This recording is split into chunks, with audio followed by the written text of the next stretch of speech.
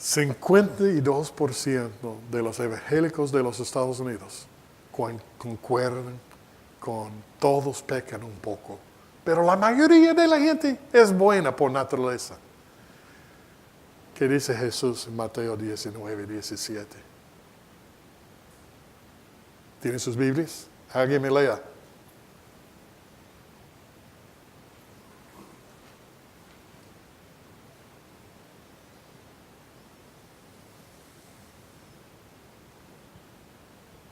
En voz alta me lea.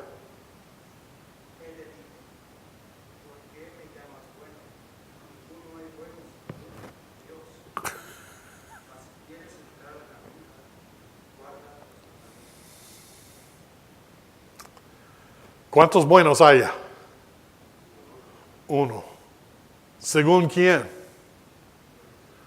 Jesús mismo. No hay personas buenas por naturaleza. 52% de los evangélicos ni saben de este versículo o lo que enseñó Jesús. O si lo saben, lo ignoran. No importa. 51% de los evangélicos de los Estados Unidos coinciden en que Dios acepta la adoración de todas las religiones, incluyendo el cristianismo, el judaísmo y el islam. No estamos hablando de la población en general, estamos hablando de evangélicos y el estudio definió quién es el evangélico, que es por gracia únicamente que una persona puede ser salvada. 51% de ellos que saben por lo menos suficiente teología para decir eso, están diciendo, a Dios no importa cómo adoramos o quién es. El judaísmo, islam, no importa, todo está bien con Dios.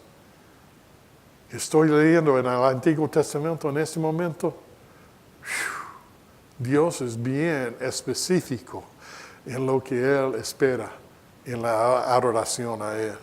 78% de los evangélicos de los Estados Unidos creen que Jesús es el primer y más grande ser creado por Dios. Esa es una de las primeras herejías.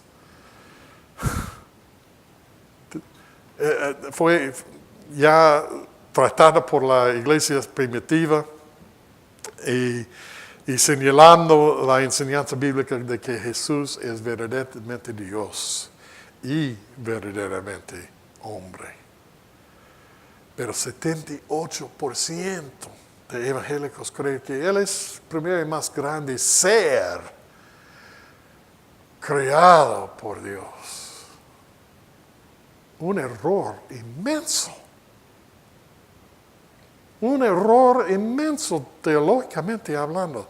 60% de los norteamericanos, no estamos hablando de evangélicos, creen que la creencia religiosa es una cuestión de opinión personal y no la verdad objetiva.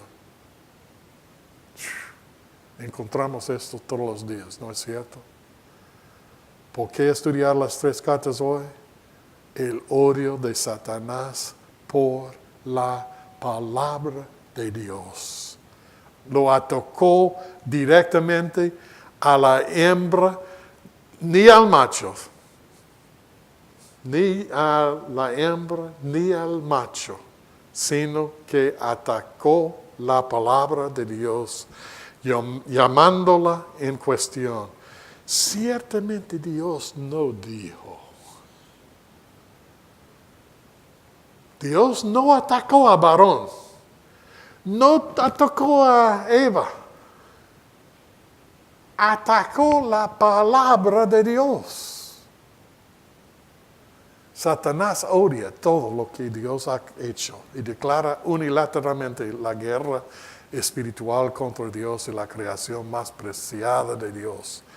Sus corregentes somos nosotros, la humanidad. Esta guerra continúa a lo largo de toda la Escritura y es un tema que debes mantener constantemente como un filtro cuando leas toda la Escritura. La guerra es cuya palabra elegirá un ser humano para obedecer. Importante la pregunta. Satanás no es creativo. Él es criatura, que es parte de la creación de Dios. No está hecho a imagen de Dios como nosotros. No comparte la creatividad de Dios ni de los corregentes de Dios, nosotros, la humanidad. Por lo tanto, Él todavía tiene solamente un modo principal de ataque espiritual contra la palabra de Dios. Es su única cosa que Él hace todo el tiempo. Ataca la palabra de Dios, porque si lo puede hacer, entonces Él puede dañar a todo que Dios ama y quiera. Satanás incluso trata de abusar de la palabra de Dios contra Jesús en las tentaciones del desierto. ¿Cuán descaro puede ser una criatura? ¿Recuerda cuando estaba allí Jesús? Satanás, ¿qué hizo? Tomó parte de un versículo aquí y otra parte de un versículo por allá, los puso juntos y dijo algo que Dios nunca había dicho, atacando la palabra de Dios. ¿Y Jesús cómo respondió? Él respondió con la palabra de Dios. Otra razón importante para nuestro estudio, el descuido del hombre y el manejo pecador de la palabra de Dios. Todo comenzó en el jardín cuando Satanás atacó a la palabra de Dios. A lo largo de la historia, la tendencia del hombre ha sido añadir a la palabra de Dios tal como sucedió allí. Génesis 2, 16, 17. Dice así, la Reina Valera 60.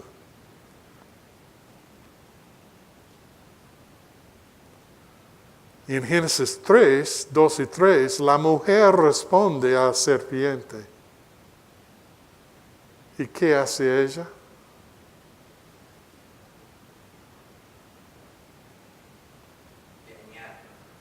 Añadió a la palabra de Dios.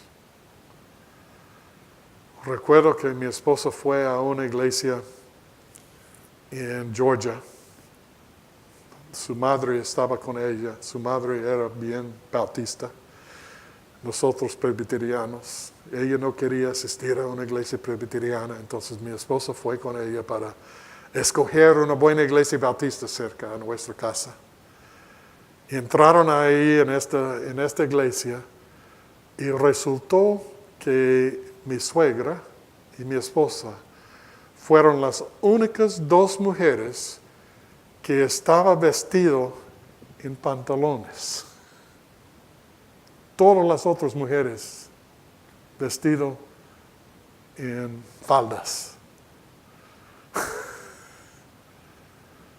El predicador se levanta y empieza a predicar sobre el vestido de mi esposa y mi suegra, añadiendo a la palabra de Dios. No escogieron esta iglesia. Escogió otro bautista que estaba por ahí, pero no esta. Repasamos lo que hemos estudiado. Probablemente el apóstol Juan fue el recipiente de Dios para comunicar su verdad en estos últimos 5 escritos de la Biblia del Nuevo Testamento. Hoy hemos aprendido un poco acerca de quién era el apóstol Juan. Conocemos un poco más de su edad y contexto de su vida posterior. Conocemos un poco más sobre el mundo y los problemas confrontando a la iglesia cristiana nuevo testamentario, con el fin de comprender los mensajes originales de la verdad Y en estas 3 cartas de Juan ahora necesitamos comprender plenamente su situación, estructura histórica, política, lingüística, gramática y literaria. Entonces allí termina la primera charla que tengo preparado. Aquí la segunda.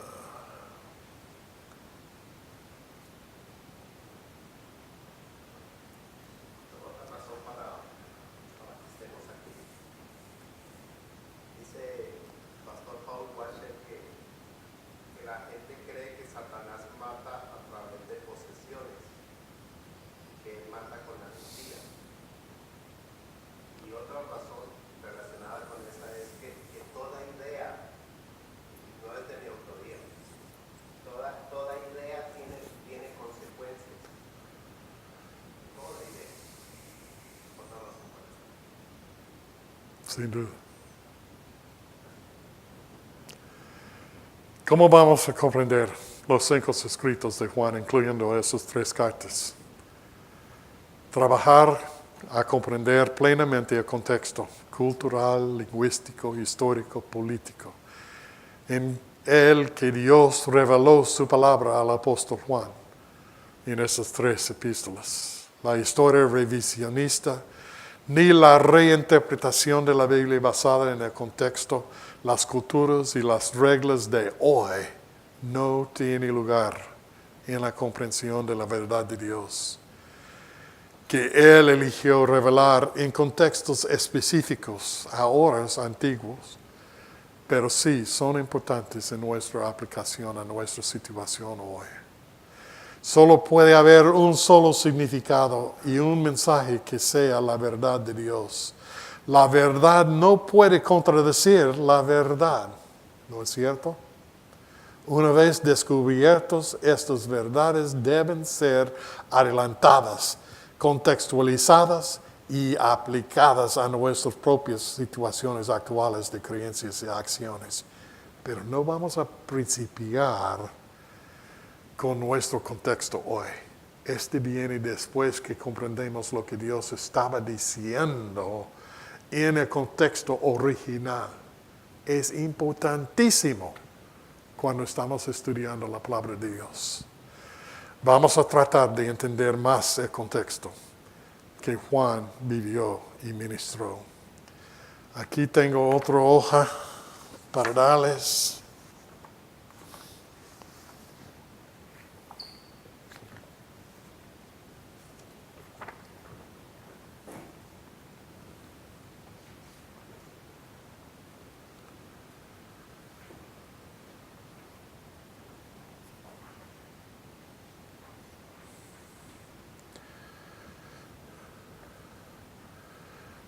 Tomamos un minuto, estudiamos un poco eso. Quiero apuntar todas las fechas aquí son las fechas mías. Según mis estudios, he consultado numerosos comentaristas y diccionarios, enciclopedias, lo que sea, para fijar algunas fechas, pero pueden variar. Pero lo que quiero que ustedes empiecen a mirar, que esas son algunas de las cosas mayores que estaba pasando en el Nuevo Testamento. En esta columna, aquí están los libros de la Biblia, del Nuevo Testamento que fueron escritos y las fechas probables.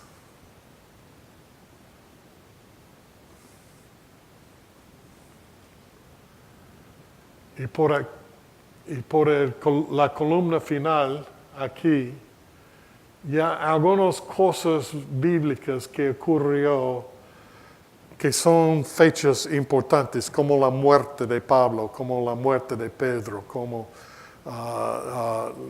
este tipo de cosas. Entonces ya pueden mirar un poco cómo se arregla.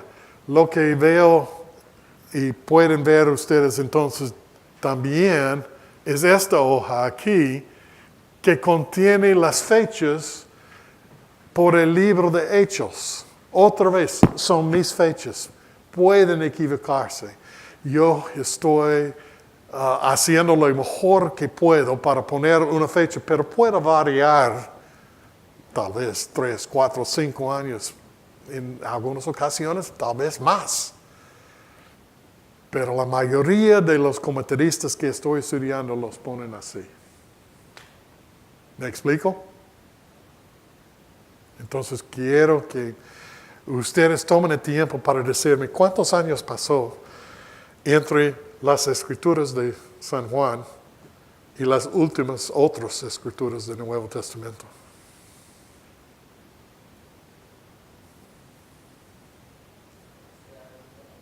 ¿Cuánto? Por lo menos. Por lo menos. ¿Cuántos son 15 años? Los quinceañeros son importantes, ¿no?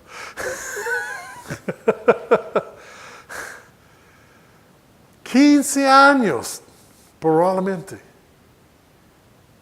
¿Cuándo murió Pablo? La tercera columna.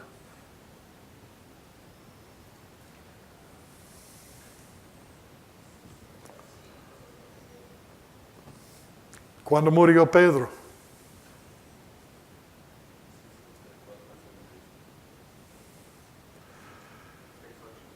¿Hace cuántos años antes que Juan escribió sus cartas murió Pedro y Pablo?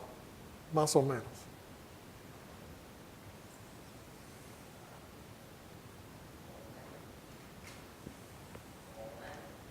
No. Ellos murieron en los 60, ¿no? En los años 60. Juan escribió el Evangelio ¿cuándo? 85 por allí. 20 a 25 años. Ya habían muerto ambos, Pablo y Pedro, y todos los demás de apóstoles, según lo que estamos leyendo en la mayoría de los padres de la iglesia. Wow.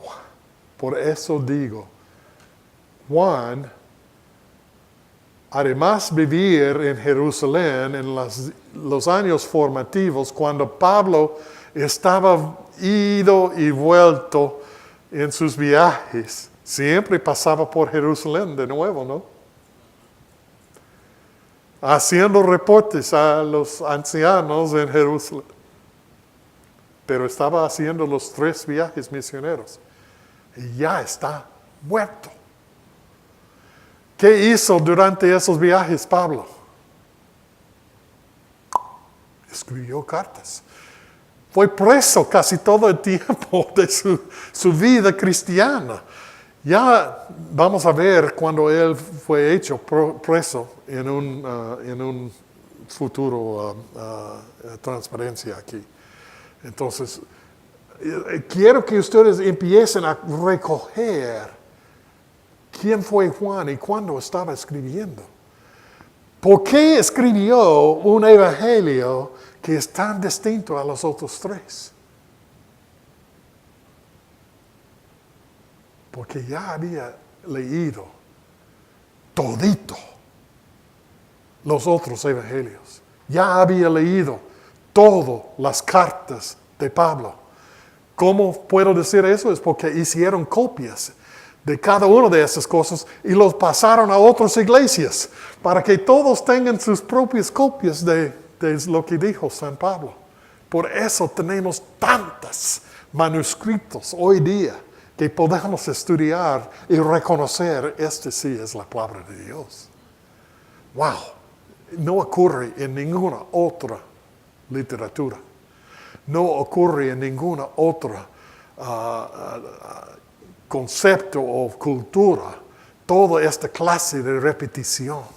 Pero en la iglesia sí pasó. Entonces cuando Juan empezó a escribir su evangelio es distinto o no? Muy distinto. ¿Cómo puede decir que es distinto?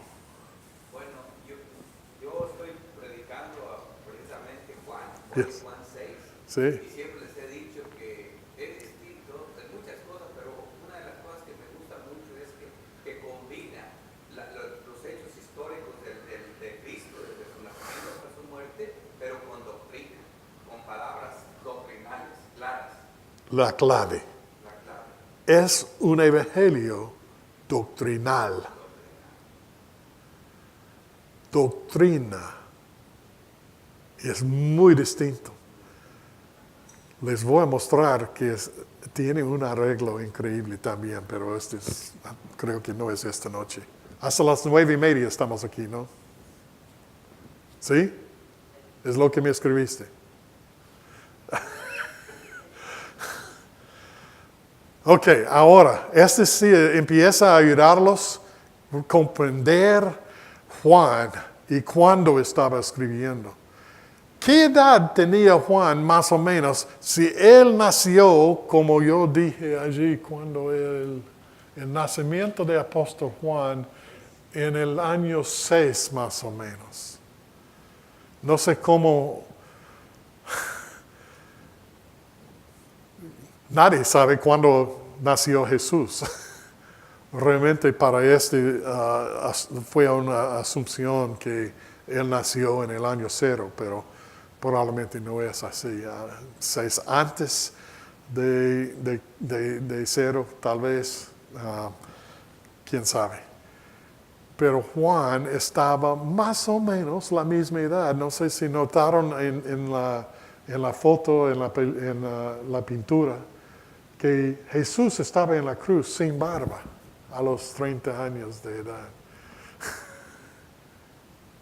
33 años de edad. Y Juan estaba allí a pie de la cruz sin barba. Jovencitos todavía, en estos días. Ok.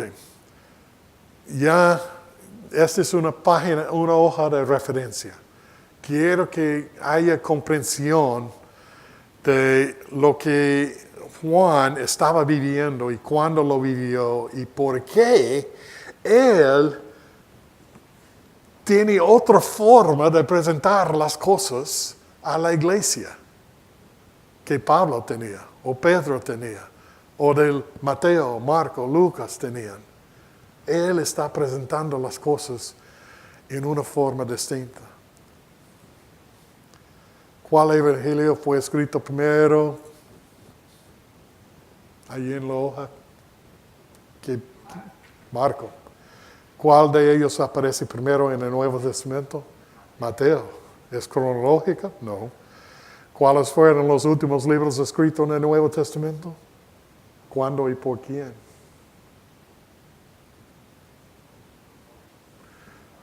Juan, los 5 escrituras de Juan. ¿Cuántos años había transcurrido entre los escritos de todo el resto de los libros del Nuevo Testamento? ¿Qué edad tenía Juan cuando escribió estos 5 libros? No me contestaron esto cuando. ¿Tienen idea? Si nació en el 6 y escribió las cosas en el 85 por allí, ¿qué edad tenía? 79 años. Wow. Y vivió hasta más o menos el año 95 a 98, creo que fue en sus años 90. Algunos autores dicen que hasta 100 años vivió, pero no lo creo. Por eso no se retira y sigue enseñando.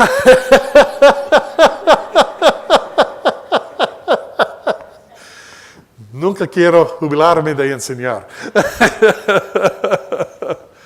¿Cree usted que el apóstol Juan, un líder de la iglesia de Jerusalén, también de las iglesias en alrededor de Éfeso, habría leído y estudiado estos otros escritos sagrados? Absolutamente sí. ¿Qué efecto habría tenido su autoría de estos 5 libros? Él es el apóstol original, único, vivo. ¿qué autoría daría a lo que él dice? ¿Cuándo puedo recibir mi copia? Esto hubiera sido una anticipación. Estos grupos cristianos fueron el resultado de la persecución y la expansión cristiana después de la muerte de Esteban en Hechos. Y se puede mirar algunas cosas: Jerusalén, Sidón, Antioquia, Roma. Este es entre más o menos el año 31, al tiempo de la muerte de Cristo, básicamente.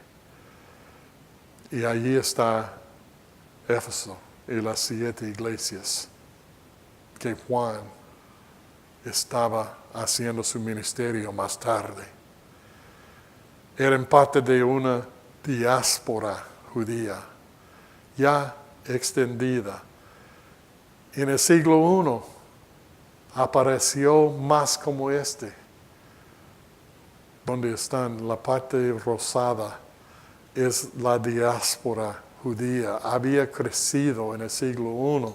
¿Por qué? Porque ocurrió el año 70 cuando Roma derrotó a Israel. El templo fue destruido. Ya los judíos, como Juan y probablemente María, salieron y se fue en viaje, probablemente no por barco, sino terrenal, desde aquí hasta allá. ¿Qué edad tenía Juan a hacer este viaje? Unos 65, tal vez 70 años de edad. Viajar por terreno con una mujer que también es anciana, que es su pariente adoptiva, por las palabras de Jesús en la cruz: mira su madre, María. ¡Wow! Increíble. Entonces allí es Sardis, que es una de las iglesias cerca a Éfeso allí. Primer viaje misionero de Pablo en 45 a 47.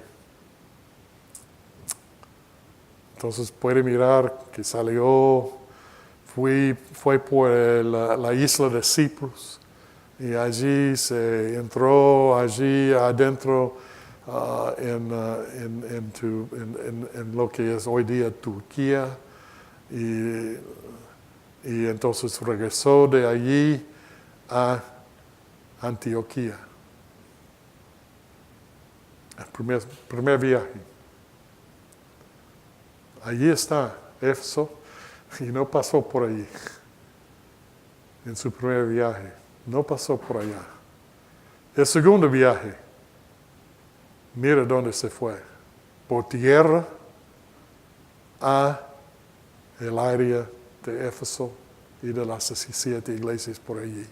Desde allí pasó allí a Grecia, a Tesalónica, a Grecia, se bajó a Atenas y allí es donde predicó su sermón famoso. Desde allí pasó a Éfeso y por fin regresó.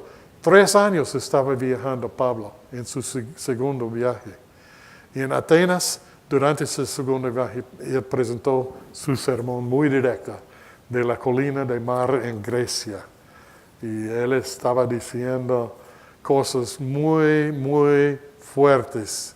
El punto central del mensaje confrontacional de Pablo viene abajo allí en versículo 30. Pero Dios, habiendo pasado por alto los tiempos de esta ignorancia, ahora manda a todos los hombres en todo lugar que se arrepientan, por cuanto ha establecido un día en el cual juzgará al mundo con justicia por aquel varón a quien designó, dando fe a todos con haberle levantado de los muertos.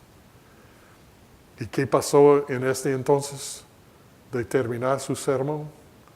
Le botaron a Pablo de allí. No queremos escuchar más. Muy confrontacional. Es una forma de predicar no muy productiva. Nunca fue establecida una iglesia cristiana en el tiempo del primer siglo en Atenas. Ni uno. No hay ruinas, no hay nada que indica que fue una iglesia por allí. Y es el único sitio donde él se fue a predicar solito. Dejó a Timoteo y los otros allí terminando algunos contratos de carpas. Allí en Tesalónica, yo creo, no recuerdo exactamente. Pero. Entonces, él se fue solito, predicó solito. Cuando salió de allí, llevó 2 personas con él. Y se fueron a Éfeso. Yo creo que no debemos ministrar solitos. No debemos predicar sermones tan confrontacionales. Aunque sea la verdad, no dijo nada mal, pero la forma en que lo dijo no fue algo que gana la atención y las almas y el Espíritu Santo tiene que hacer su obra. Yo lo reconozco. No va a pasar sin que haya el trabajo de Dios mismo. Pero este es lo que Él confrontó a ellos. Hizo su tercer viaje misionero en el año 53 y 58. 5 años esta vez. Mira dónde pasó. 2 veces. Estaba allí en el área de Éfeso y de las 7 iglesias de las cartas de Apocalipsis. Y también pasó allí arriba, allí otra vez allí a la Grecia. Pero desde allí volvió por la misma ruta y estaba allí en Éfeso. Y Pablo pasó 3 años de los 5, más o menos, en Éfeso. Y escribió varias cartas a otras iglesias ya conocidas. Entonces hizo bastante trabajo en Éfeso. Imagínense cómo es tener Pablo como su pastor. Imagínense, ¿cómo sería eso? ¿Ah? Wow. Me hago voluntario. Yo tengo algunas preguntas que todavía quiero hacer a Pablo. Pero ya, él estaba allí por unos 3 años. El tiempo de Pablo en Éfeso terminó con un motín. ¿Recuerdan esto? Él sale después de que el pueblo se asienta de los disturbios. Viaja a Troas, en Macedonia. Mientras enseñaba en Troas, tenía la intención de salir al día siguiente, así que prolongó su enseñanza hasta la medianoche.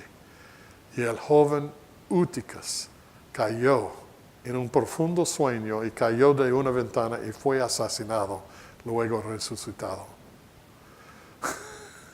¿Recuerda esta historia? Pobre.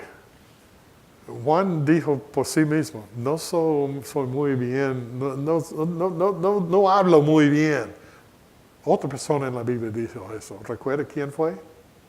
Moisés. Yo no hablo muy bien. Entonces Dios le dio a Aarón, su hermano, para que hablase con Faraón. Entonces Pablo, el pobre joven, ya no lo pudo soportar más y cayó de la ventana. En Hechos 20, Hechos de Apóstoles 20, el primer día de la semana, reunidos los discípulos para partir el pan, Pablo les enseñaba, habiendo de salir al día siguiente, y alargó el discurso hasta la medianoche. Este es todo lo que pasó con el joven. Luego Pablo se une a un grupo de representantes de la iglesia que aparentemente incluyó a Lucas. Mala el español ahí, Timoteo. Pablo se une a ellos justo en la costa de Troas para regresar por la ruta marítima a Jerusalén para Pentecostés. Pero Pablo decidió navegar más allá de Éfeso a Mileto. De Éfeso a Mileto es unos 30 millas, unos 48 kilómetros. Llama a los ancianos de Éfeso para que vengan a Miletos. Razones. Él estaba apresurándose a Jerusalén para Pentecostés con un barco cargado de cristianos. Entonces, él sabía, si yo voy a Éfeso, no me van a permitir salir y no voy a llegar a Jerusalén para Pentecostés. Entonces, estaba allí en Miletos. Lo miren allí en el mapa, ¿no? No está muy lejos de Éfeso.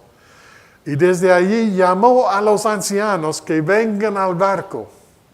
Y sabemos que Lucas probablemente estaba allí porque él lo escribió toda esta historia en Hechos. Como primera persona, observándolo pasar. Pablo le dice a los ancianos de Éfeso y probablemente a sus compañeros de barco que este puede ser el último que ven de él. Y lo fue. Él les advierte en Hechos 27 y 18 diciendo eso. Solo puse allí versículos 21 a 31. Por tanto, mirad por vosotros y por todo el rebaño en que el Espíritu Santo os ha puesto por obispos, para apacentar la iglesia del Señor, la cual Él ganó por su propia sangre.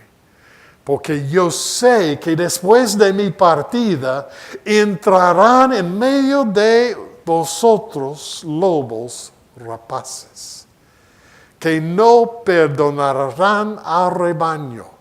Y de vosotros mismos se levantarán hombres que hablen cosas perversas para arrastrar tras sí a los discípulos. Por tanto, velad, acordándoos que por 3 años de noche y de día no he cesado de amonestar con lágrimas a cada uno de ustedes. ¿Qué amenaza advierte San Pablo a Éfeso y probablemente a las iglesias? Yo imagino que había ancianos de Pérgamo y de Tiatira y de otros lugares allí en el barco cuando Pablo estaba hablándoles. ¿Qué dice Pablo? Que van a venir falsos maestros, van a venir a conocer las escrituras. Me llama mucho la atención lo que nos está enseñando porque yo sé que eso pasó. Cuando ya Juan llega en la acción, eso es lo que cuenta. Precisamente lo que aún está llevando ahí. ¿Está pasando hoy? Peor que todo.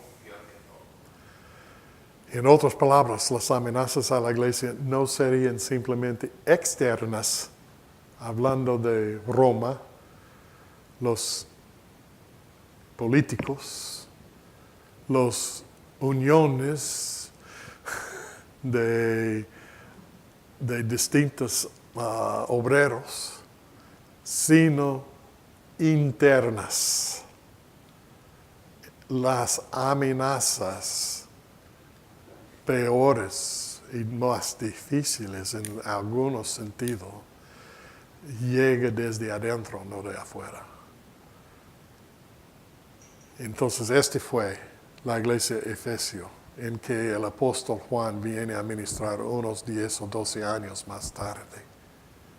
Probablemente después del año 70. No sabemos exactamente cuándo él llegó allí, pero pudo haber unos 10 a 12 años. Pudo haber sido. Pablo es tomado prisionero entonces en Jerusalén. Llegó a Jerusalén, hizo su voto, se fue por allí, celebró con los judíos y fue tomado prisionero por los romanos. Quien lo transportó a Cesarea, que está en la costa,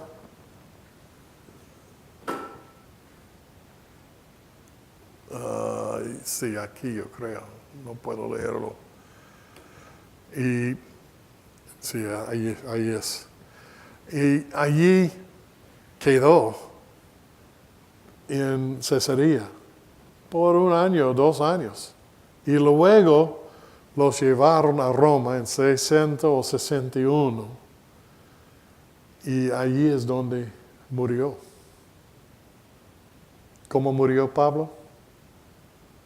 Según la historia no bíblica, decapitado. Aumenta la violencia contra los judíos y los cristianos. En 65-7, Pablo probablemente decapitado en Roma. Pedro ya fue crucificado, cabeza abajo, según la historia seglar, alrededor de 62-64. En el año 70, Roma destruye Jerusalén y el templo. Juan probablemente permaneció en Jerusalén hasta esta destrucción y fue aparentemente, cuando mudó a Éfeso. Él era probablemente alrededor de 64 años de edad cuando hizo este movimiento y cambio. 73, el ejército romano finalmente derrotó al grupo final de rebeldes judíos en la fortaleza llamada Masada. ¡Qué historia! Es uno de los sitios que más me gustaría visitar si voy a Israel algún día. Es Masada. El año 80, el Coliseo de Roma estuvo dedicado. ¿Supieron eso? No había pensado en las fechas, en la cronología. En el año 80, el Coliseo de Roma estuvo dedicado. Los cristianos y los gladiadores se convirtieron en diversiones y entretenimiento. ¿Sí? ¿Han leído esto? ¿Lo han visto en películas y cosas así? El año 80. La violencia contra cristianos está aumentándose. 89 a 96. Un reinado de terror de Domician, el emperador romano Domiciano, comenzó un reinado después de un golpe abortivo contra él. Él estaba culpando a los cristianos. Se dice que convocó a Juan a Roma para ser juzgado ante él y fue condenado a muerte por estar inmerso en el aceite hirviendo. De alguna manera milagrosamente sobrevivió a que Domiciano lo desterró a la isla carcelaria de Patmos, donde Juan recibió la revelación Apocalipsis de Jesús. Domician fue asesinado en el año 96. Empieza a sentir el contexto de Juan, en que vivió, en que escribió, en que las iglesias que estaban allí bajo su cargo, estaba ya viviendo y pasando a Juan sus preguntas. ¿Qué es la verdad? ¿Quién es un verdadero portero de la palabra de Dios? En el momento del ministerio, los escritos de Apóstol Juan, hay un ambiente muy tóxico y amenazante. Ha sido convocado a Roma, condenado por herejía al panteón de dioses romanos, condenado a morir, es liberado de él y luego es exiliado a la isla carcelaria llamada Patmos. La foto de la esquina abajo del antiguísimo San Juan. Y creo que es muy, muy descriptiva. Y es uno de los favoritos pinturas míos de San Juan, especialmente ahora que estoy acercándome a donde él estaba. Pedro ha sido crucificado, Pablo ha sido decapitado, Jerusalén y el templo han destruido. Desde el nacimiento de Cristo, el crecimiento de la secta judía de sus seguidores llamados cristianos, Roma se ha vuelto progresivamente más agresiva contra los judíos y los cristianos porque eran monoteístas. Herejes, ellos dijeron, que no creían ni aceptaron y adoraban al panteón romano de los dioses. ¿Qué procesiones contra la iglesia anticristiana existen aquí en nuestro país?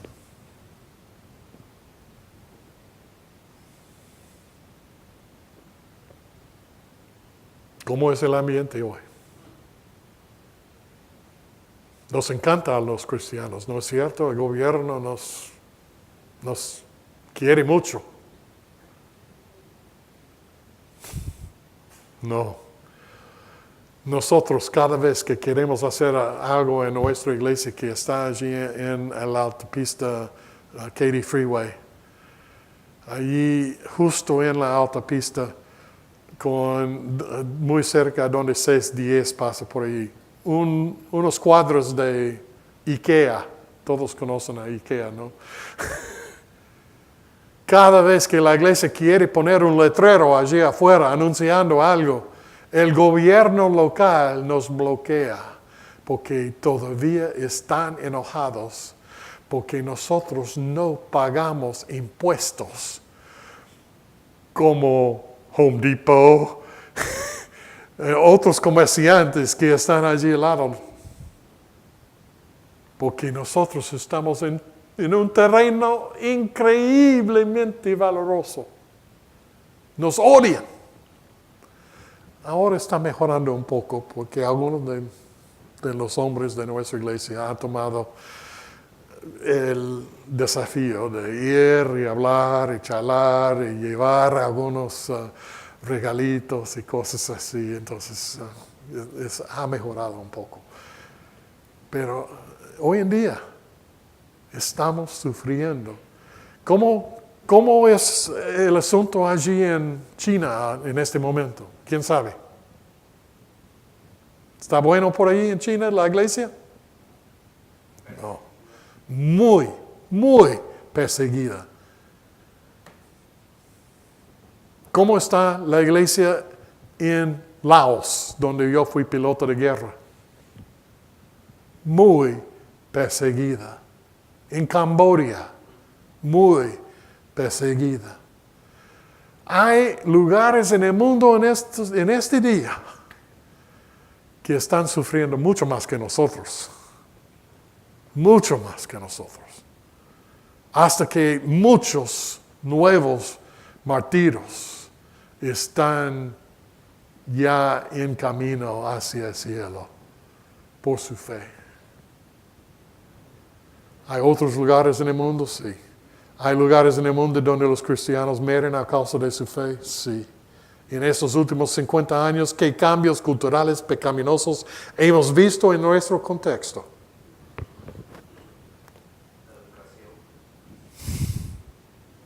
¿En qué sentido? La ideología de género, quitarle a los padres el derecho a educar a sus hijos. Sí, señor. ¿Qué más?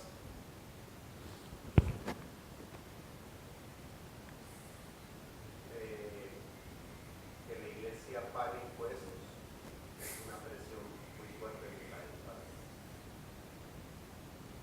No estemos exonerados de impuestos.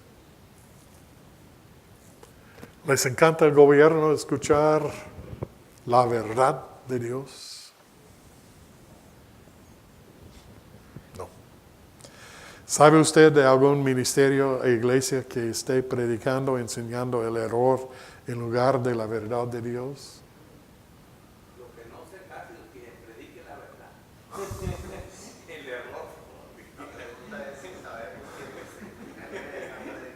Quiero que se piensa que no estamos hablando de esas tres cartas en un vacío.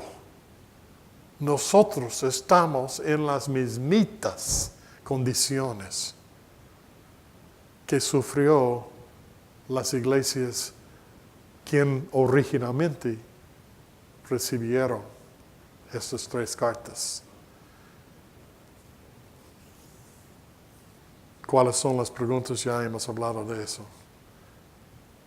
Entonces vamos, en el resto del curso, vamos a examinar profundamente las preguntas de estos primeros cristianos, cómo Dios les enseñó a responderse por sí mismos.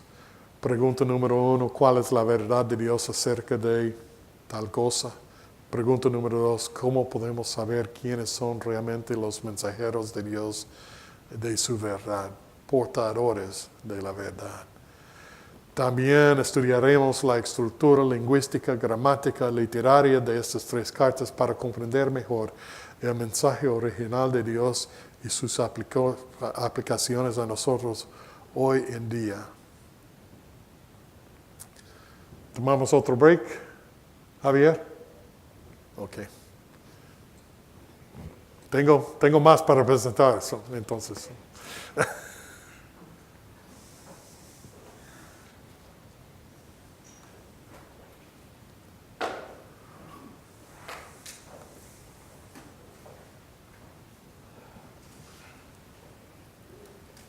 Estaba viendo me acordé ahorita que usted nos dijo, el apóstol Pablo, cuando ya les dijo que él pensaba que se iba a morir, ¿verdad? Pero el último encargo que les hace es acerca de los falsos maestros, de la falsa doctrina. Y el apóstol Pedro, cuando él dice, yo ya creo que ya me reveló el Espíritu que voy a morir, y les dice una cosa, primero les empieza diciendo en el capítulo 1 de la epístola, dice que a pesar de que él tuvo una revelación tan gloriosa, dice, tenemos algo más seguro, la palabra. Sí. Me acuerdo, me Sí. llama la atención que usted Sí. nos está enseñando que la palabra, el diablo la quiere destruir, la palabra. La palabra. Entonces, Pablo, la palabra más segura. Y luego y en el capítulo 2, Pedro habla de todos los falsos maestros que se iban a introducir en la iglesia. Vamos a verlo. ¿Sí? Y en el 3 dice, a Pablo lo están torciendo, los indoctos tuercen sus escritos de Pablo. Así que todos los tres apóstoles importantes, Sí, Pablo, sí. y nos hablan de eso. Ya cuando llega Sí. Juan, a donde va usted, Jesús ya está mismo, todo torcido. Jesús mismo Sí. habló de eso. Sí, Jesús Vamos a mismo. verlo. Sí. Y ya llegamos a ese Ya punto. es la presentación próxima que estoy presentando. Ajá, ya, por eso digo, me está llamando mucho la atención. Me gusta porque primero nos está preparando para llegar ahí. La palabra, la palabra, la palabra. Oye.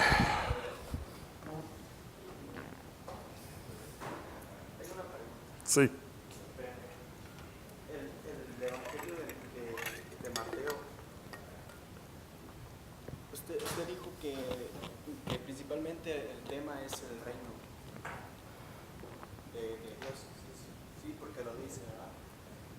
Pero las genealogías que primero va ampliando el apóstol sí, es dirigiéndose a los judíos primeramente. sí, O sea que el libro principalmente viene siendo sí. un libro judaico, o sea, Es un puente sí, entre el Antiguo y Nuevo Testamento. Sí, sí. porque Otra razón, y buena razón, y buen ejemplo, buen pensamiento, sí, sí, porque he escuchado sermones de hermanos y comentarios, sí, y yo estoy más de acuerdo que es una genealogía comprobando el nacimiento de Cristo Jesús. sí, O sea, dando continuamiento al libro sí, anterior. sí. Por eso pienso que la iglesia primitiva lo puso así, porque es continuamiento de prueba, que es el Una de las preguntas que quiero saber cuando llego al cielo es quién arregló todo esto allí en el Nuevo Testamento. ¿Quién escribió los capítulos y versículos? Los números, hasta los números que tenemos en nuestras Biblias, son comentarios. Algunos muy malos. Las divisiones que se han puesto allí son malas. Sí, porque me he equivocado No tiene sentido porque, Sí. porque continúa el versículo. Haga divisiones que no deben estar allí. Sí. Creo que en Romanos eso está. Hay varias ubicaciones, entonces tengo que decir a todos, no creo que lo hago en esta presentación que vamos a ver ahora. Sí, nomás tenía preguntas. ¿Qué es comentario nomás? Comentarios. Sí. Comentario. Comentario no es la palabra de Dios. Comentario es algo humano. Yo puedo equivocarme porque soy comentarista lo que estoy enseñando. Entonces, Nomás quería. O sea, pero estoy tratando de hacer sentido sí. de Juan, lo que vivió en este entonces, lo que estaba pasando en su alrededor, para que entonces empezamos a sentir lo que él comunica en estas cartas. Y ese es mi anhelo, que ustedes también lo sienten. Ok. Un anciano que ya no puede hacer mucho, pero ya conoce un montón de cosas. Ya estoy teólogo de primero. Ya tener su sabiduría. Sí. Pasar a su sabiduría. Qué locura. Ya puedo. Es increíble lo que él estaba haciendo. Ya, wow. Sí, Señor.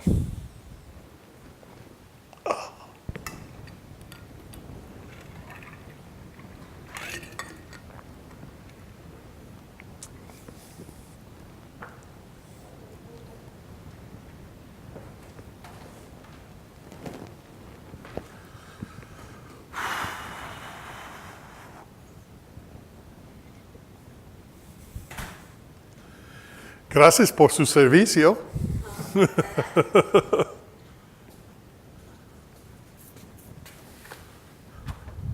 no coordina muy bien.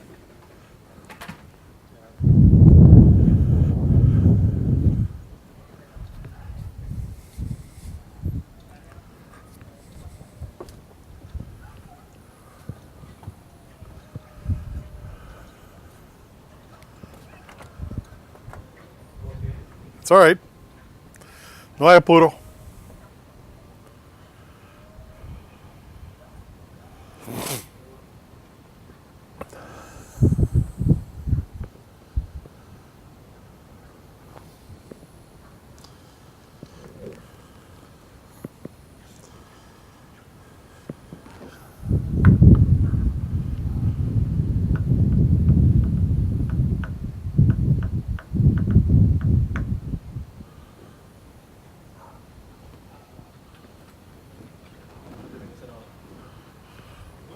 Muy nublado.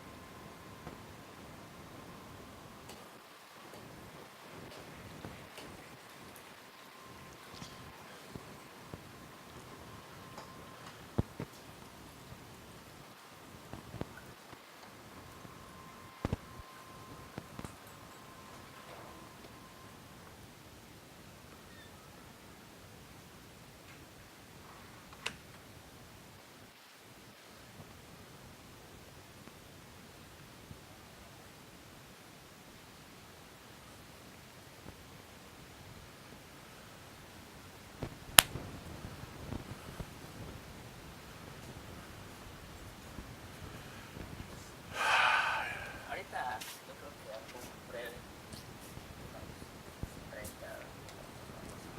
unos 30. Yo tengo una sección más, pero no es tan larga como los otros, yo creo. Yo pensé que era ¿Oh, sí? Tenía mis dudas. Timoteo es Juan, creo que es Es Juan. Empecé a estudiar Timoteo cuando estaba en seminario. No sé qué me guió a Juan, pero buena lección. es una excelente lección, porque él ya es el que trae todo Timoteo hubiese sido a más un corto. sentido. Eso, Timoteo está tratando cosas pastorales, pero Juan está tratando cosas profundas, teológicas, Y ya con todo el importantísimas. conocimiento de Sí. los otros apóstoles, los Sí, escritos. sí. Está sobreedificado sobre ellos, entonces, wow. Tiene buen cimiento. Es como la cabeza de una construcción, ¿no? Es teológico y apologético. Es cierto, es cierto. Mañana principiamos a las 9:30, ¿no? Ok. Vamos, terminamos.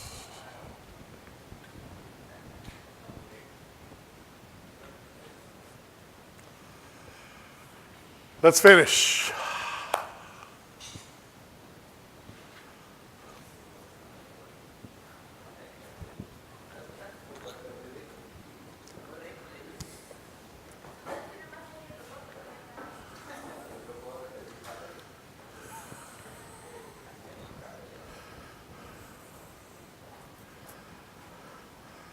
Ok, no voy a revisar todo esto.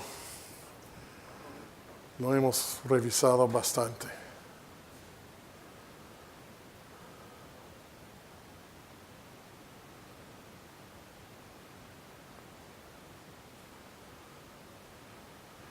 Tenemos una idea bastante buena de los contextos históricos, geográficos y políticos en los que el apóstol Juan escribió sus 5 obras. Estamos particularmente interesados en el contexto de sus epístolas primera, segunda y tercera. Ahora es el momento de sumergirnos en las partes lingüísticas, gramaticales y literarias de nuestro intento de llegar a lo que los mensajes iniciales de Dios fueron. Hay algunas cuestiones literarias que podemos ver hoy que nos ayudarán aún más en nuestro estudio.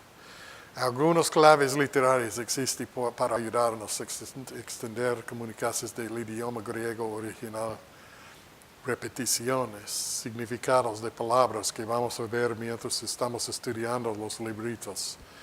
Gramática, como tiempos verbales, conjugaciones, pronombres singulares, plurales, cláusulas modificadas, etc.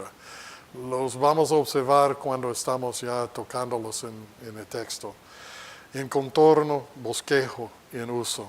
Aquí voy a pararme un poco esta noche. Todos los profesores de cualquier cosa utilizan un contorno. ¿Ustedes dicen contorno o bosquejo? Yo también utilizo bosquejo, pero estaba... Ok, voy a cambiarlo. Cuando miren contorno, lea bosquejo. A menudo llamado un programa de estudios. Se llevó a mi Fuerza Aérea de los Estados Unidos un año entero para hacerme un piloto de confianza, en cuyas manos estaban dispuestos a encometer uno de los carísimos aviones. Y todo lo que aprendí fue incluido en guión, un esquema, un sílabo. El bosquejo importa. Hablemos de algunas reglas de enseñar. ¿Qué sugerencias sobre reglas ofrecen ustedes de enseñar una clase? ¿Qué han aprendido ustedes en enseñar? Aprenderla bien. ¿Qué más? Sí. Que me hace falta un poco, perdóname, pero estoy a lo menos tratando. ¿Qué fue la regla principal que la Fuerza Aérea me enseñó antes de darme a algunos estudiantes? ¿Qué fórmula secreta utilizó ellos para enseñarme a pilotear aviones?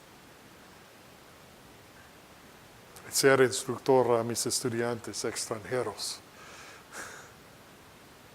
Nunca enseñé ni a un solo norteamericano volar un avión. Siempre fueron vietnamitas, de Tailandia y de Laos, mis alumnos. Enseña lo que vas a enseñar. Diles, eso vamos a aprender. Entonces, enséñalos. Y diles lo que acabas de enseñar. Esas fueron las reglas de la Fuerza Aérea. 3 pasitos. Esa repetición fue la fórmula secreta. ¿Qué tiene que ver con nuestra comprensión de 2, 3 y 1 Juan? Es una fórmula que la enseñanza, el aprendizaje que ha existido durante mucho tiempo, Juan lo utilizó. Realmente las constantes repeticiones de la primera carta de San Juan han frustrado a muchos maestros y predicadores. Estoy leyendo, yo tengo 40, 50 comentarios sobre las escrituras de Juan, especialmente las cartas. Casi todos dicen algo sobre, no sabemos qué es la estructura de Juan, de estas cartas, no comprendemos. Lo que sí sabemos es que hay muchas repeticiones y entonces es muy difícil que construyo lo que quiero decir sobre esas lecciones, que aunque incluye muchas muy buenas cosas aquí. Ay. Hay variaciones entonces en los bosquejos de Silva de enseñar. Ustedes lo van a ver. Algunas de las repeticiones más frecuentes en 1 John, en 1 San Juan, ustedes... Timoteo, ¿por qué no puedes hablar? Estoy tratando de escribir en español y pensar en inglés, pero ya. ¿Qué son algunas de las palabras más frecuentemente de la primera carta de San Juan? ¿Tienen idea, por lo menos, de una palabra? Yo sé que tienen una idea. ¿Qué hemos visto? Ok. ¿Qué es el sermón más frecuente que escuchan de 1 San Juan? ¡Amor!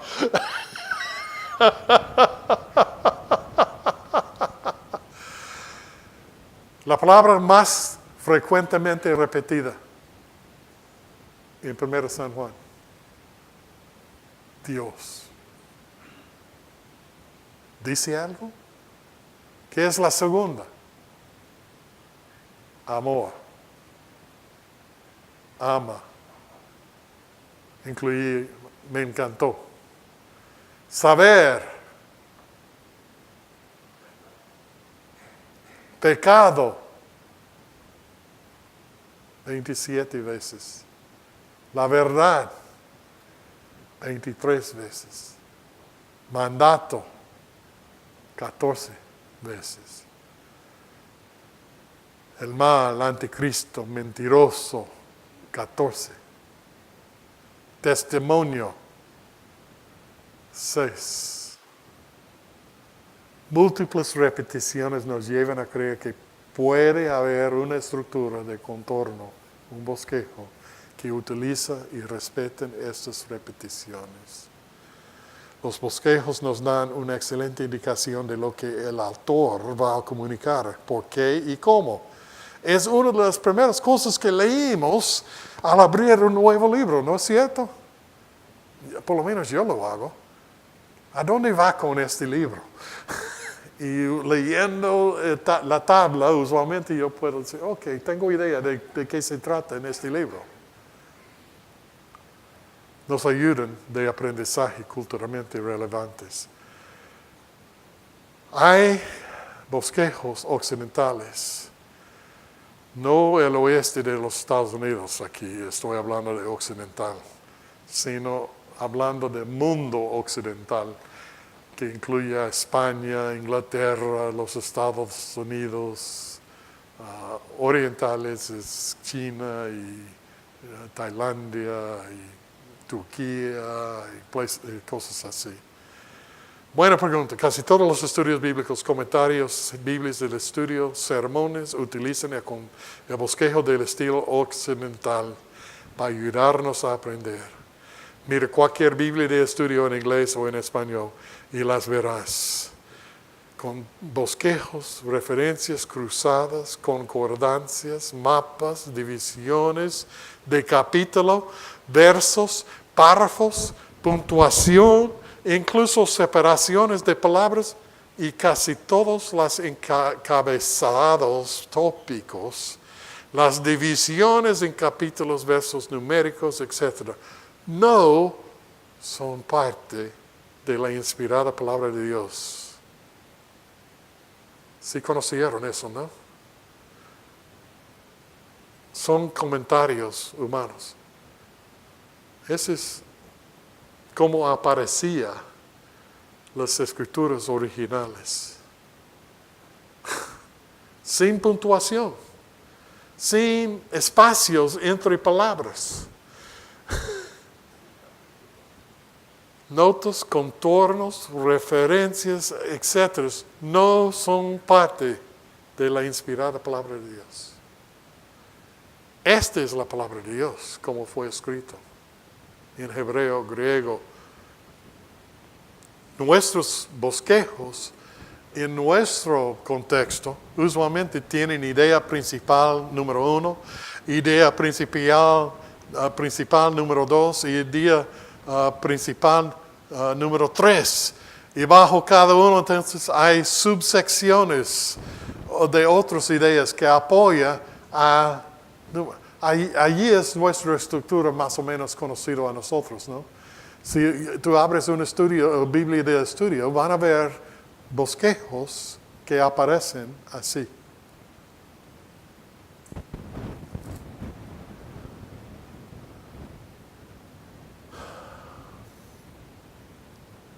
Aquí es un bosquejo de 1 San Juan, en estilo de que estoy hablando.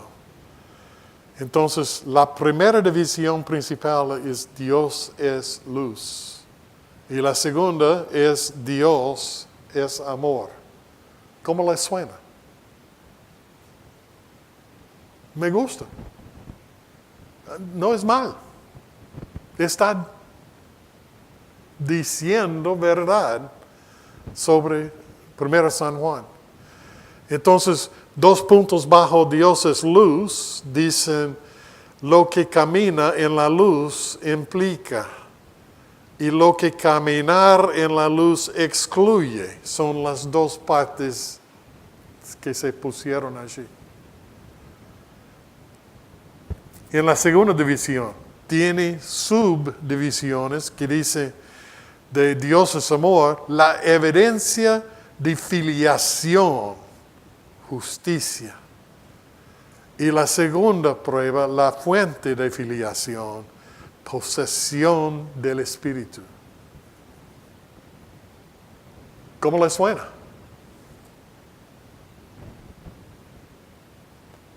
Me hace sentido.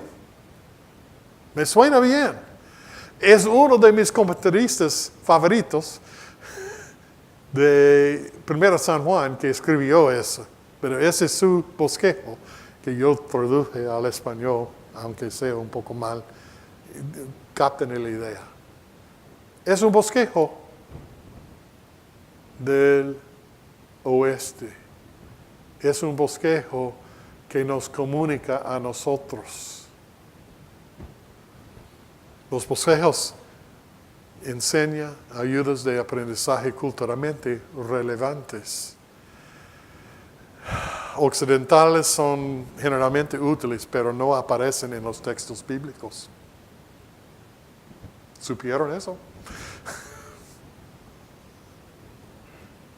Aunque es excelente comentarista que estaba utilizando como ejemplo, son impuestos sobre el texto por nuestras preferencias para lo lineal y lógico. preferencias y opciones culturales occidentalizadas y racionales. Culturalmente irrelevantes a nosotros. Hay otros tipos de esquemas que ocurren en la Biblia. Y sí, lo hay. Hay una construcción de bosquejo bien conocida que se utiliza en una amplia gama de escritos antiguos, en muchos idiomas antiguos diferentes, no solo en hebreo y griego. Otro tipo de bosquejo, totalmente distinto a lo que nosotros hemos visto a este punto. No son del oeste. El Evangelio de Juan, sus 3 cartas, la carta pastoral de Jesús llamada Apocalipsis, tienen bosquejos internos no occidentales que generalmente siguen estas construcciones de bosquejo de lenguaje antiguo. La clave para descubrir con esos bosquejos internos en la literatura antigua incluye esas 3 cartas: repeticiones, la repetición de palabras, frases, temas, conceptos.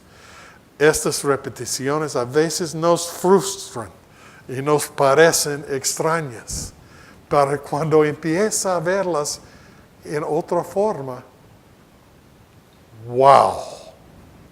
Esta es la reacción que he tenido yo.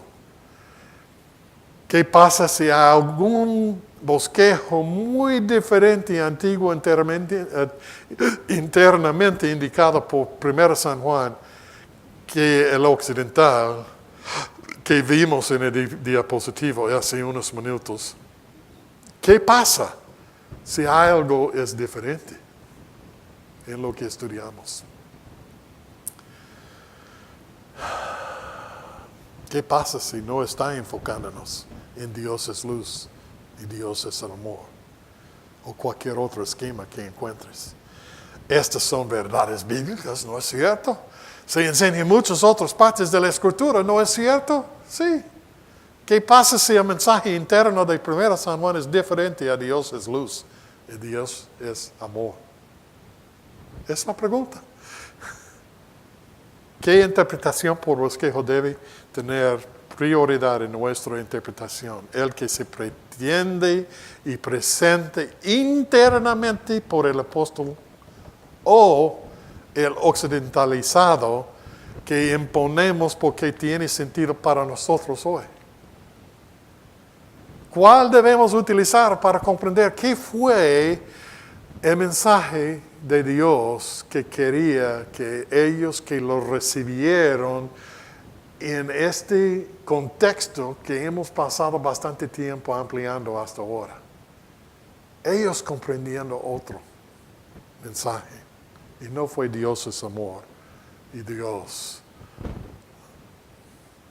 Hay un esquema interno frecuentemente utilizado llamado un paralelo. Básicamente son repeticiones. Pocas personas en los tiempos bíblicos eran educados y alfabetizados. Por lo tanto, se les ayudó en su enseñanza y su aprendizaje auditivo por estos contornos estructurados internamente. Paralelos, repetitivos, a menudo sirvió como un bosquejo para resaltar los puntos más importantes. Los paralelos repetitivos existen como dispositivos literarios en muchos lugares en las Escrituras, lo más visiblemente posible en poesía hebrea, los salmos. Paralelos similares, paralelos contrastantes, paralelos quiásticos, que a menudo incorporan tanto similares como contrastantes. Primera, segunda, tercera Juan se componen de múltiples paralelos repetitivos que nos centran en el centro paralelo. Esta estructura de contorno se denomina quiasma. Aquí es quiasma.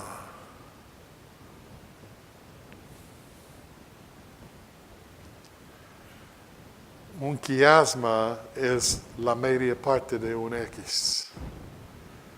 Un X en griego se llama kai. Es ki, es lo que vamos a pronunciarlo. Es la media parte de un X. Forma un punto así. Es un importante dispositivo estructural, forma comunizado, encontrado en la literatura antigua. Se ha hallado desde el tercer milenio antes que Cristo, en el sentido de que el término se utiliza en la literatura técnica moderna, siempre involucra un paralelismo invertido, multiunidad que conduce a y luego se aleja de un componente central distinto. Un ejemplo excelente de un quiasmo clásico formado por dos componentes paralelos, A y B, que se construyen y luego se alejan de un componente central X, se encuentra en 1 San Juan 3:9.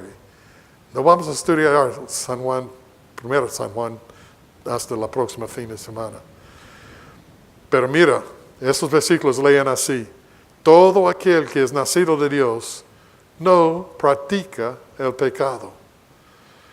Debe ser porque, no Porsche. La simiente de Dios permanece en él, debe ser, y no puede pecar porque es nacido de Dios. Copié ese desde la Reina Valera 60 y no salió bien. Pero ya, ok. Porque es nacido de Dios. Todo aquel que es nacido de Dios no practica el pecado porque la simiente de Dios permanece en él y no puede pecar porque es nacido de Dios. Un versículo problemático para algunos cristianos, ¿no es cierto? Algunos de ustedes tal vez han tenido problemas con eso. Mira cómo aparece en estructura quiasmática. ¿Qué es el punto central? ¿Qué es el punto que Dios quiere hacer?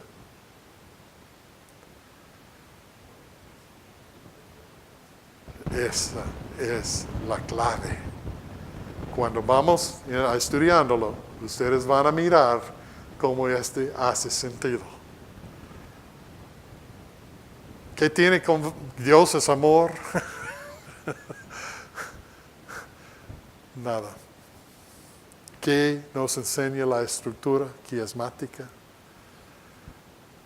El uso común de quiasma en gran parte de la literatura ha sido pasado por alto por intérpretes contemporáneos. Este se debe en parte al hecho de que la mente moderna no está enseñada en el uso, apreciación o incluso el reconocimiento del quiasmo. En contraste con los patrones de escritura de épocas antiguas que implicaba comúnmente una estructuración quiástica del pensamiento, el desarrollo textual moderno es lineal, progresivo y lógico. Es nuestra preferencia.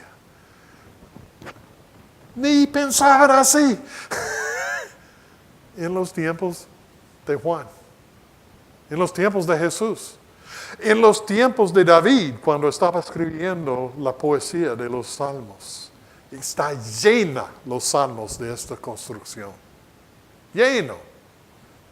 Es increíble, impactante.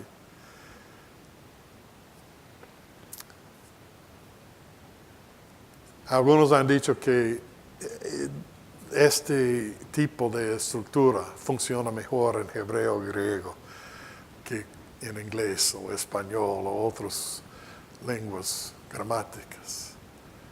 El uso del quiasmo en la antigüedad fue alentado por el hecho de que proporcionó un elemento necesario de la organización interna en los escritos antiguos, que no hizo uso de párrafos, puntuación, capitalización, otros dispositivos sintéticos para comunicar la conclusión de una idea y el comienzo de la siguiente. ¿Captan eso? Es importantísimo. Papel, tinta, fueron muy caros y difíciles conseguir. Por eso escribieron muy cuidadosamente, sin dejar espacios entre palabras, sin utilizar cualquier otra cosa que sea necesaria. Tengo una estatua en mi casa de Moisés, que es de este tamaño, hecho de madera. Lo hicieron en Ecuador. Es bellísima, tiene sus tablas de 10 mandamientos y está parado allí. Es una copia de Miguel Ángelo, pero hecho en madera. Pero yo sabía que el arte de Miguel Ángelo tenía cuernitos en la cabeza de Moisés. Y yo dije al hombre que estaba haciéndome la obra en madera, yo dije, mira, no quiero que tú pongas los cuernitos, aunque Miguel Ángelo lo hizo y lo aprecio mucho como artista. En mi casa no quiero un Moisés que tiene cuernitos allí saliendo de su cabello.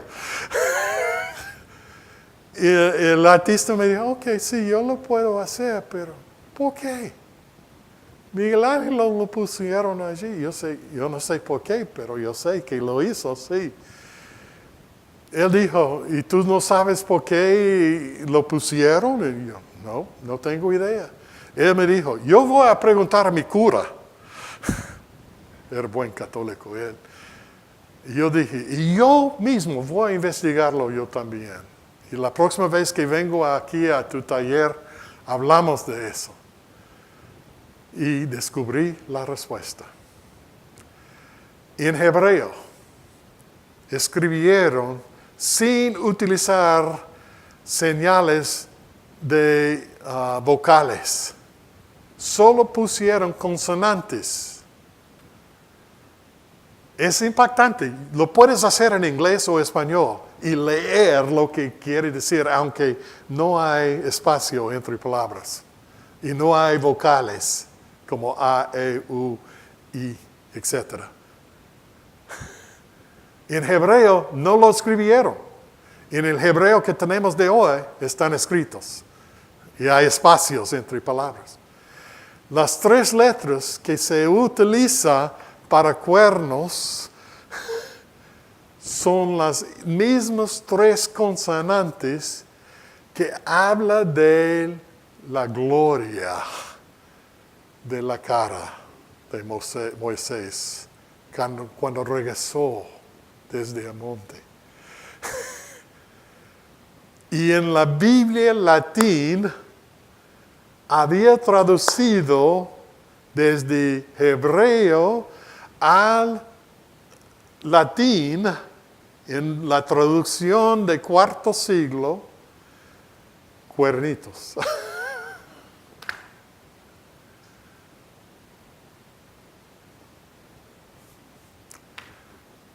Crea problemas si no reconocemos todo interno de las escrituras originales. No sé si ustedes en SARL están estudiando el griego hebreo, ¿no? ¿Lo han hecho o no? ¿Lo van a hacer? ¿Algún rato? Ok. No necesitas saberlo por lo que estoy enseñándoles. Un segundo factor importante. Su beneficio inherente como ayuda mnemónica. Memorizando. Es más fácil memorizar una estructura que tiene paralelos. Si aprendes la parte primero, es más fácil recordar qué es la segunda parte entonces, porque van en paralelo las ideas. Que es como una característica importante de la Biblia. Es en el Antiguo Testamento, Nuevo Testamento. Un tercer factor, los antiguos pensadores griegos fueron entrenados a lo largo de sus años escolares para leer desde el centro hacia afuera y desde las extremidades hacia el centro. porque están buscando este tipo de estructura quiasmática. Entonces, siempre sabían, el punto mayor va a ocurrir allí al centro, no a los extremos. En nuestra lógica, el punto mayor usualmente ocurre al final, después que hemos hecho los otros puntos. Entonces, ellos enseñaron su alfabeto de alfa hasta omega, y después desde omega hacia la alfa, y desde el centro hacia afuera. Tuvieron que memorizar el alfabeto griego. Quiasma, como una característica, infundió los patrones de pensamiento del culto, de mente semítica, de los hebreos, de los griegos, de los nuevos creyentes cristianos. Y de esta manera encontró su manera en el Antiguo Testamento. Ese es un ejemplo de quiasma de Génesis. Mira. No tienes que tomar una foto porque yo tengo aquí otros papeles.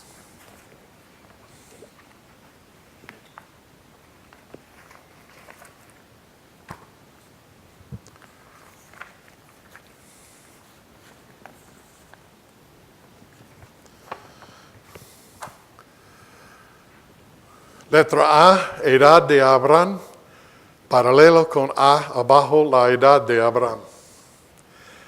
Letra B, el Señor aparece a Abraham. Letra B abajo, el Señor sube de Abraham. Letra C arriba, el primer discurso de Dios. Letra C abajo, el quinto discurso de Dios. Letra D, Abraham cae sobre su cara. Letra D abajo, Abraham cae sobre su rostro. Letra E, el segundo discurso de Dios, enfatizando nombres, reyes, naciones. Letra E, abajo, el cuarto discurso de Dios, enfatizando nombres, reyes, naciones. Increíble. Y letra F, el X, el punto mayor, el tercer y más importante discurso de Dios, enfatizando el pacto. Hace otra interpretación cuando empiezas a ver la otra construcción, ¿no es cierto?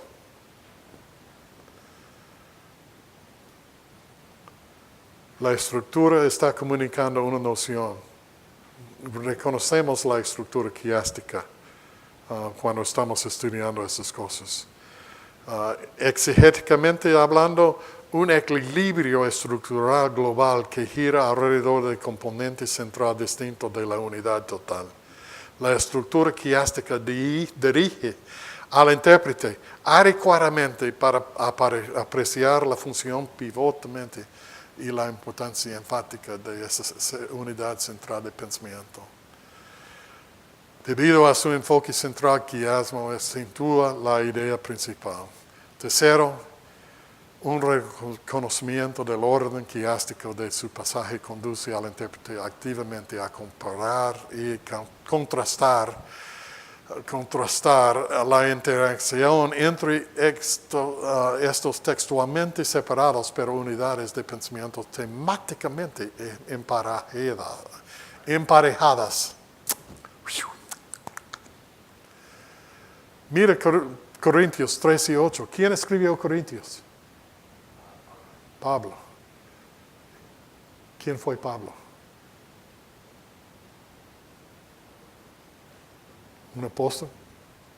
¿Un judío? ¿Fue previamente un miembro de los fariseos? ¿Fue muy inteligente Pablo? Nos escribió cosas que nos gusta enseñar y leer y aplicar a nuestras vidas cristianas, es cierto. Escribió muchas de sus cartas en forma quiásticas. Aquí es 1 Corintios 3 y 8. el amor nunca deja de ser, pero las profecías se acabarán y cesarán las lenguas y la ciencia acabará, porque en parte conocemos, en parte profetizamos, mas cuando venga lo perfecto, entonces lo que es en parte acabará. Cuando yo era niño, hablaba como niño, pensaba como niño, juzgaba como niño, mas cuando ya fui hombre, dejé lo que era de niño. Y desde allí vaya afuera. Ahora vemos por espejo oscuramente, mas entonces veremos cara a cara. Ahora conozco en parte, pero entonces conoceré como fui conocido. Letra B, y ahora permanecen la fe, la esperanza y el amor, esos tres. Y letra A, el mayor de ellos es el amor. Mira la construcción. ¿Es una maravilla esto? Ni con computador puedo construir cosas así. Y Dios, por su inspiración a Pablo, nos comunica en esta forma a través de casi toda la Biblia. ¿Qué debemos utilizar en nuestro estudio? ¿Qué esquema? ¿Qué bosquejo? Uno creado e impuesto sobre el texto en una forma lineal y lógico por un comentarista muy inteligente, conservador y sincero que está tratando de ayudarnos a entender esta parte de la palabra de Dios. O uno que es descubierto o destapado, como se indica dentro del texto que Dios ha revelado en una de las lenguas y culturas mejor entendidas de toda la historia. Yo voy a utilizar el interno indicado. Y por hacerlo, a veces no voy a estar de acuerdo con mi comentarista que ustedes van a leer de Kistemaker.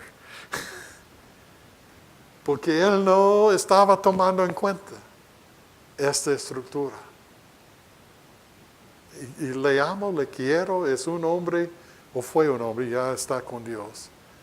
Lo más inteligente que he conocido. He leído griego como yo no lo puedo leer hasta ahora. Él hizo sus devociones en la lengua de griego con su Nuevo Testamento. Imposible para mí. Es todo. Vamos a ver más y más y más de eso. Los papeles que acabo de darles, por favor, traerlas de nuevo mañana a las 9:30, hora del reino de Dios, vamos a principiar. Y si no están aquí y están tomando el curso por crédito con SRL, te voy a empezar quitando puntos de sus 10. Si no están aquí, no hay excusa para el sábado no estar aquí sentados y listos a las 9:30. Oremos. Señor, te damos gracias que tú eres increíble en comunicarnos quién eres tú y cómo quieres tú que nosotros contestamos las preguntas que están molestándonos tanto aquí en nuestro mundo. Gracias por Juan y por los oyentes originales y el mensaje que tú le comunicó a él originalmente de cómo saber qué es la verdad y cómo reconocemos a los que son verdaderos predicadores y mensajeros de tu santa palabra. Sea con nosotros, por favor, Señor, mientras que estamos en viaje a nuestras casas. Concédenos descanso rico y profundo esta noche y traernos de nuevo mañana a las 9:30 para que nosotros seamos refrescados, listos a aprender nuevas cosas de ti que tú nos vas a enseñar. Lo rogamos en el nombre precioso de Jesús. Amén.